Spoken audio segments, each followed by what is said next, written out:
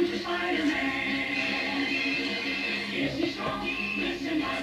He's got radioactive blood. Can he swing from a thread? Take a look overhead. Hey there goes the Spider-Man. In the chill of night, at the scene of a crime, like a streak of light, he arrives just in time. Spider-Man, Spider-Man, friendly neighborhood Spider-Man. Wealth and fame, he's ignored. Action is his reward to him. Life is a great big day. Wherever there's a hang, you'll find the Spider-Man. Hey everyone, welcome once again to Storytime with Spidey. It's me, your friendly neighborhood Spider-Man. And again, in my new suit. I love this suit with the bigger symbol. And we'll be once again reading from 5-Minute Marvel Stories. This is where you get to find out all kinds of fun things that have happened to me and some of my friends, like the Avengers, the Guardians of the Galaxy. And today, we'll be doing something that deals with some of the bad guys that we have encountered. This story is called Journey to Justice. I know it looks backwards from your end. Hey there, Raymond. Nice of you to join me today. I'm just getting started, so you're right on time. Okay, and let's begin. Oh, this guy is Johann Schmidt. We call him the Red Skull because that's what he looks like. Okay. As war broke out across the world in the 1940s, ruthless forces such as Hydra, directed by the villainous Red Skull, Arnim Zola, and Baron Zemo, tore through Europe. The world was in need of a hero, someone to stand up and fight for all people. And no one would have ever guessed who that hero would be. Alright, okay, you got an idea? Okay, this guy here, that's Zola. See, he's kind of like put his intelligence into a machine. And the guy in the purple is Baron Zemo. Now, you may have seen him in the movie Civil War, but he didn't wear the mask then. In the borough of Brooklyn, in the great city of New York, Steve Rogers sat, dismayed by the newsreels he watched in his local theater. They didn't have TV back then, so he had to go to the theater to watch. Every week, the news gets worse, Steve said to himself. I can't let my friends fight these baddies alone. He had to help stop the growing tide of evil.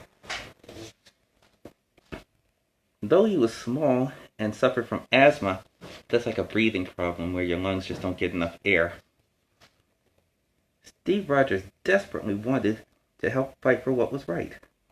Sorry, kid, the recruitment officer said. There's nothing I can do. Next!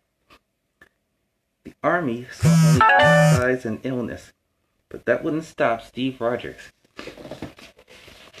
Here we see him all small and frail and weak, and even trying to get into the army. See, I was small, frail, and weak too before I got bitten by the spider, so I do understand what that's like. Only I had no interest in being a hero then. On his 17th attempt to enlist in the army, Steve was admitted. He was greeted by Dr. Erskine, who said, "Welcome to Project Rebirth." Dr. Erskine had one goal, to create a super soldier. A super soldier, Steve said hesitantly.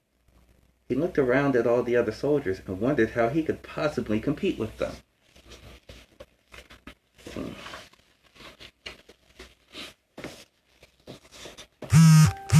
When all the soldiers were sent on long runs, Steve was always in last place.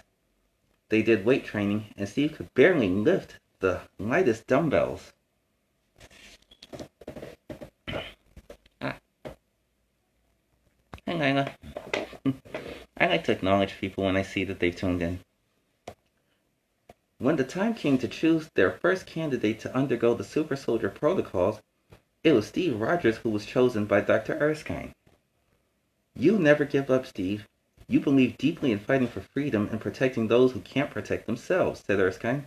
This is why I have chosen you. So here we see poor little Steve struggling to lift weights, and Dr. Erskine telling him that he is the guy.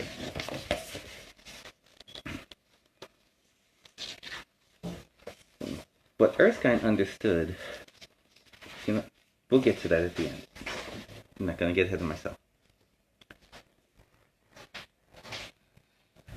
Steve stared at the super soldier serum he was supposed to drink.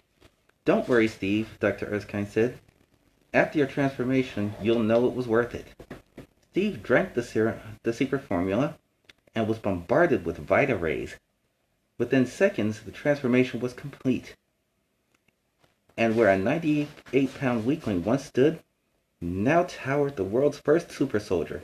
Captain America was born. Much bigger than 98 pounds now. And I can assure you he would have no problem lifting that barbell now.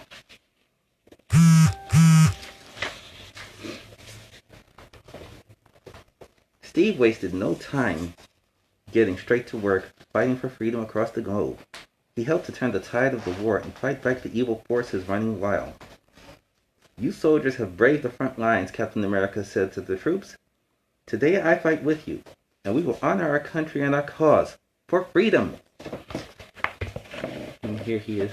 Don't you just love the costume? The red, white, and blue really pops. And it makes him look really commanding. It's easy to understand why people take one look at him and say, I'm going to follow that guy. Captain America was joined by Bucky Barnes, his trusty sidekick.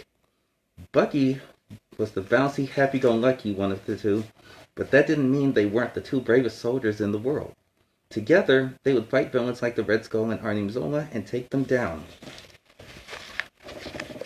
Now see, a lot of you don't know this, but this is what Bucky used to wear, and he even wore the little eye mask, what they call a domino mask, that just goes over the eye area.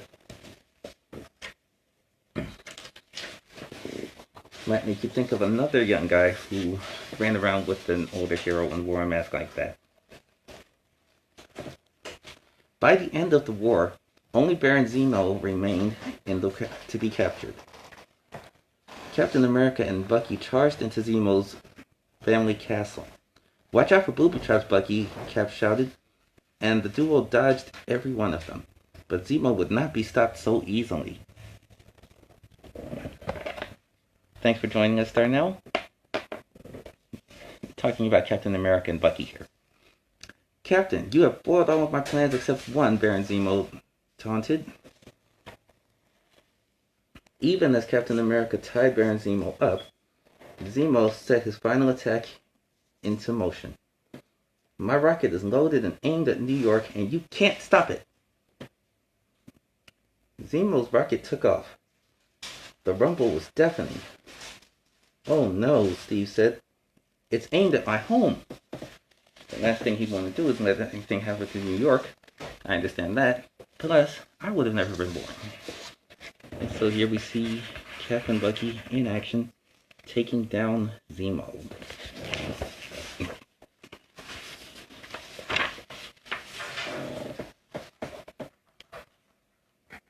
Hi, Allie.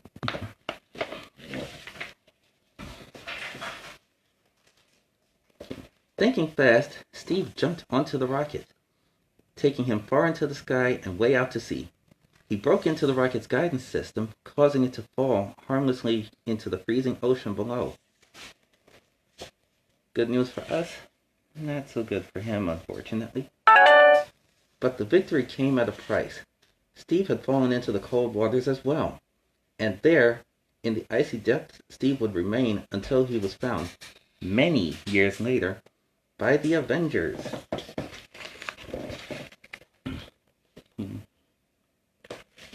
So yeah, he missed a lot of time. And I think I'm going to stop it there for now. The thing about Steve Rogers is that even though he was small, frail, and weak, he had a lot of heart. He believed in doing the good thing. He believed in doing the right thing, no matter what the cost. And that is what Erskine paid attention to. Not his body, but his heart. A lot of us may wish we were bigger or stronger or faster, tougher, even smarter. But if you have the will, you can find a way. And that is what Steve Rogers was all about. That is what makes him a hero. Not his shield, not his flashy red, white, and blue costume, and certainly not the muscles that the super soldier serum gave him, but what he has inside. That is what we other heroes respond to, because when he tells us to do something, we usually just don't even question it. We just hop to, because we trust and respect him on that level. And that's the kind of person you want to be, someone who inspires good. And with that, we're going to wrap it up for today. I look forward to next time. Oh, and please remember, when you go out, wear a mask. It's a way that you can be a hero to everyone around you.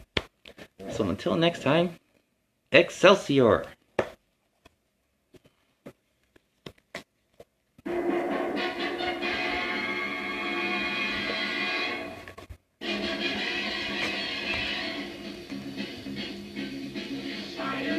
Spider-Man, does whatever a spider can. Spins a web any size, catches thieves just like flies. Look out, here comes the Spider-Man. Is he strong? Listen, bud, he's got radio